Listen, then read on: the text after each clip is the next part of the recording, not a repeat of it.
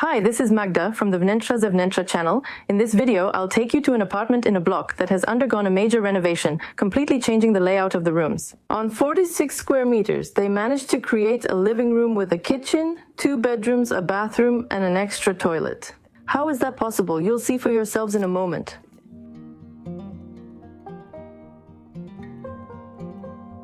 Hi, I'm Dawood. Since my wife and I got together, we've considered buying an apartment in the Tri-City area. It was our dream, and some time ago we started thinking about how to combine business with pleasure. That is, we wanted to have an apartment where we could go ourselves, for example, for a weekend and spend time with family. On the other hand, we also wanted an apartment that would earn money for us when it was empty. We started looking for different possibilities. The problem is that the Tri-City market is very expensive when it comes to apartment prices, especially new apartments from a developer. On top of that, we started looking for other options and began searching for apartments that need renovation. There are quite a lot of such apartments on the Tri-City market as well. They are also quite expensive, but still much cheaper than the apartments you can buy from a developer. We viewed quite a lot of these apartments, and in fact, at some point, we managed to find an apartment that met most of our needs, although it wasn't perfect either. The apartment is really nice, mainly because of its location, since it's an apartment that's only 200 meters squared, so it's actually right in the center. Here, in the context of vacation life, that was really important to us. However, one of the downsides of this apartment is definitely that it's on the 4th floor, and that's the 4th floor without an elevator. Despite everything, the location and the potential of this apartment made us decide to buy it. We finalized the transaction and aimed from the start to make this apartment as useful and functional as possible. It was very important to us that as a family of 4, we could comfortably fit in such an apartment. But also when we rent it out, we wanted it to be functional as well. It wasn't easy because the apartment is 46 square meters, which isn't a large space. It also has certain specifics when it comes to the layout of the windows and the arrangement of the chimney shafts that run through here. That's why from the very beginning we knew that if we wanted to do it right, we should get someone to help us with it, and we managed to do that. After researching, we chose a designer, Ms. Aneta, and are now on a first-name basis. Aneta really did a great job understanding our needs, and we also gave her freedom, and she actually managed to put all our needs together. Together with her knowledge, her skills, and her unique style, she created something that really looks great and is also very functional. Because on 46 square meters, we managed not only to create a space for 6 adults, because we have 2 bedrooms, which are full-size bedrooms. In both bedrooms, we have full-size beds, and we also have a living room with a sofa bed, which is also full-sized. Interestingly, on 46 square meters, we managed to make 2 bathrooms. One is a bathroom with a sink, the other is a bathroom. We also have a shower. Of course, there's a washing machine and other things, so in terms of functionality, I think we managed to arrange literally every centimeter. Additionally, we're also from Łódź. Here in Gdansk, we didn't have any contact with renovation teams or carpenters, but we managed to get contacts for some really great teams. Here I mean the renovation team that finished this apartment for us, and also the carpenter who helped us with all the woodwork. Thanks to the fact that the design was very precise and very specific, we managed to achieve everything. It was also very important to me to really recreate exactly what the designer created to bring to life what she designed, and we managed to do that. Despite the distance and the contact, the cooperation with the team was seamless. Viola, who led the renovation team, did an outstanding job. She was in constant contact with me. She was very proactive, and she really paid attention to every detail. She made sure that the apartment looks the way it does and fulfills its purpose. Despite many obstacles, the situation here wasn't easy either. When it comes to the renovation itself, we have to be aware that this is a building that was constructed several decades ago, and it's also managed by a housing cooperative. Cooperatives also have their own rules, and some things weren't easy to achieve, but we managed to do it, and we're really very satisfied with the result. The renovation wasn't cheap. It cost us just under 300,000 zlotys, exactly 290,000. So if we calculate that per square meter, it really comes out to quite a lot. However, the apartment is finished in such a way that it really allows you to spend your time there in complete comfort. Thanks to all of this, we managed to achieve an effect where my family and I can actually come to this apartment and use it freely, but we can also rent it out. The apartment is currently being rented out both on Booking.com and Airbnb. You can find it on both of these platforms. So if any of you are interested in staying there, I warmly invite you as well. We start as usual at the entrance, and right here we have hooks for hanging coats and a spot below to put your shoes. And let's move on. The shelf, which is actually part of the living room furniture, works great here by the entrance because you can quickly put down your phone or keys. And at the same time, because it's tall, it shields the coats from the rest of the room.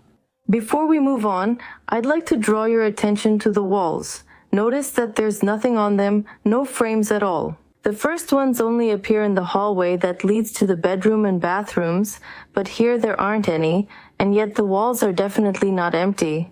Notice that there are slats, a mirror, different colors and patterns, and even a decorative radiator, which in its shape somewhat resembles the slats.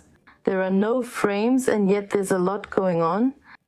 The central point of the living room is, of course, a large, comfortable sofa, which is also a sleeper, so thanks to this extra feature, 2 more people can sleep here.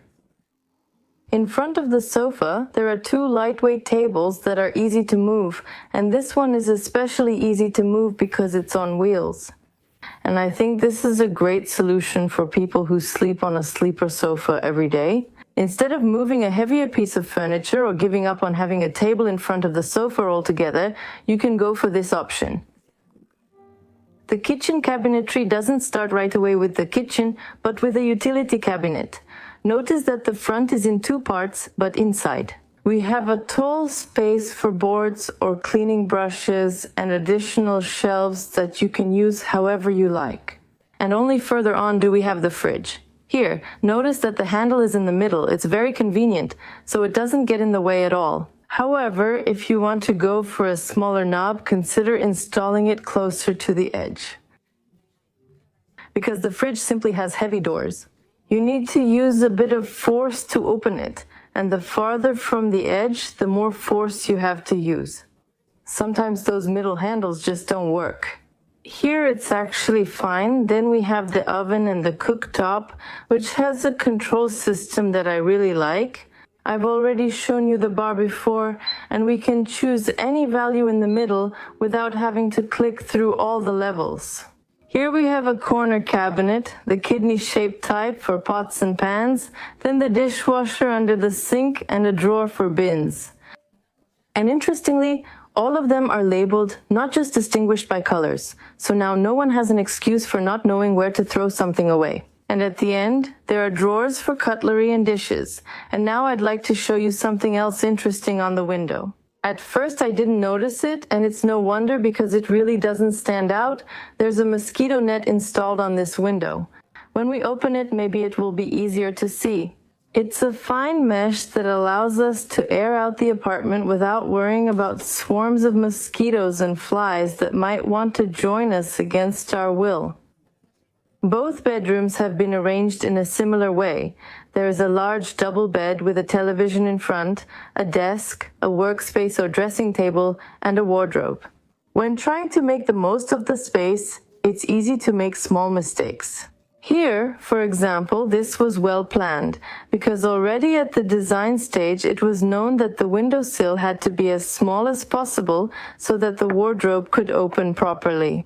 However, it turned out that the Roman blind, which is mounted on the window, sticks out a bit more than we would like. And of course, instead of it, you could install pleated blinds and that would solve the problem. But in the end, we managed to mount it a bit differently so that it sticks out less, and now there's no problem with it. The second issue, which only came up after the furniture was made, is the height of the desks. When they have such a large drawer, there's less space for your legs, and the tabletop is a bit higher. And it will be comfortable for everyone to use. It's worth taking such things into account, but at the same time, when you're doing a major renovation of your apartment, there are so many things to consider that usually some detail always slips through. In the case of an apartment used by more people and where people come with suitcases, it's very easy to bump into the walls, and when they're painted a dark color, those marks are very visible. If the wall were white, we wouldn't notice any small dents. If you'd like to avoid a similar problem and you care about having a dark color, wallpaper might be a good idea because it's more flexible, and even if there's a dent, it doesn't lose its pattern. It's time to talk about the costs associated with renovating this apartment. Just a reminder, the renovation took place in 2023, so not that long ago, although it depends on when you're watching. And the total cost was about 290,000. So that's quite a significant amount for this size of apartment. And let's take a look at what made up that amount. First of all, as is often the case, the renovation crew. In this case, almost 80,000 broadly defined building materials, including flooring, paints, wallpapers, 60,000, and custom-made furniture from the carpenter, almost 50,000. And attention, almost the same amount again, because 46,000 was spent on accessories, meaning small things like duvets, pillows, ironing board, door handles, all those little things that seem like minor expenses. And finally, the cherry on top, the finishing touch, and yet their total cost is also significant. What's also very interesting in the cost estimate that David sent me are the savings he managed to make. Thanks to the fact that he didn't immediately buy the products suggested by the designer from the links she attached, but instead searched for the same products in other stores, a bit cheaper. Sometimes this can backfire because if you buy something cheaper, but from a store that doesn't handle complaints very well, then you might have a problem if something happens with the product, and sometimes it's worth paying a bit more for better service. But honestly, if you're looking to save money, it's worth checking, because prices can vary between different stores. And when buying, for example, even a small price difference per meter for tiles can be a significant saving when you're buying a larger quantity. In the case of this apartment, we managed to save a few thousand, and a few thousand in the context of almost 300 for the entire renovation. It's just a drop in the ocean of needs, but on the other hand, it's better to have a few thousand than not, right? The second thing that caught my attention is the difference in product prices between last year and now, since the cost estimate sheet was being updated. In 2023, by clicking on the links, I can compare the prices from back then with the current ones, and I would expect that most things either cost the same or more now. However, I was surprised because in fact quite a lot of things actually cost less now. And just like you've probably heard about price reductions on products at IKEA, it's often said that actually in other stores as well. This can also happen for several reasons. First of all, when there was high inflation and material prices were rising very quickly, stores might have raised prices a bit too much, expecting that everything would keep getting more expensive and that they would have to sell at those higher prices anyway. And only later did it turn out that inflation was actually slowing down and those prices didn't have to be so high. The second issue is that there is a crisis in the market. When fewer things are being sold, there is more pressure to compete for customers with lower prices. And it's possible that this is the reason. It's hard for me to say which reason is more important, but it's definitely an interesting observation. Because for many years, prices were gradually and gently rising, but now we have this strange hesitation in the market, where some prices have dropped. Sometimes prices change unpredictably. They go up, down, then up again, so it's hard to know when to buy. This lack of stability is stressful in its own way, and I don't envy people who have to make such purchasing decisions right now. Pay attention to the built-in furniture on this side of the room. The drawer for the desk is wider and goes into the wardrobe, which creates a very interesting visual effect. I'm wondering how this was constructed because that wall is supported by the desk. But the desk underneath has drawers, so how is the weight distributed? Very interesting. Or maybe the weight isn't distributed at all, and over time it will put too much pressure on the drawer, but for now it's fine and looks beautiful. There's plenty of storage space in the bathroom, with cabinets above the toilet featuring beautifully milled fronts, and here under the sink we have drawers. And I say it in plural because inside this large one there's a smaller one hidden, which has a nice cutout for the siphon. And right here next to it is a cabinet with a washing machine. It's not really for storage since the washing machine is there, but above it there's plenty of space on the countertop. And I'll tell you, I'm mentioning this for a reason, because I regularly come across this in rental apartments, short-term rentals, in some apartments, hostels, even hotels. Sometimes there's a problem with this because there's nowhere to put your toiletry bag. If someone comes just with a toothbrush, that's fine. Usually there's a cup somewhere. but I wear contact lenses, I have solution for those lenses, I have a makeup bag, and I also want to have somewhere to put it.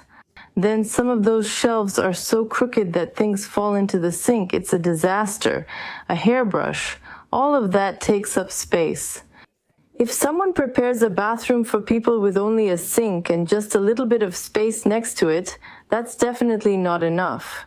It really frustrates me, so I want to emphasize this. Put shelves in bathrooms. All right, let's agree on that. And please, I won't do any more projects. No towel hooks and no shelves for a toiletry bag. In short-term rental apartments, you don't need that many cabinets, but there has to be a place for a toiletry bag here. Even in the shower, there's a little shelf where you can conveniently put your shampoo, conditioner, and body soap. The extra toilet is a tiny room where, of course, there's a toilet, a sink, and of course, a little cabinet. And the character of this interior is created by the wallpaper. Look how fantastic this patterned motif looks in this small space. You've probably already noticed that blue is the main color in this apartment, but you can really feel it, especially in the toilet. Because besides the wallpaper, we have blue walls, blue furniture, blue doors, blue baseboards, and even a blue ceiling. In the video description, I'll leave you links to booking.com and Airbnb, where you can find the apartment. And now I'm saying goodbye to you, so I'm looking forward to your comments. Give it a thumbs up, and I encourage you to subscribe to the channel. And if you're looking for more interior design inspiration, remember to check out our store at wnętrzazewne.pl. See you next time. Bye.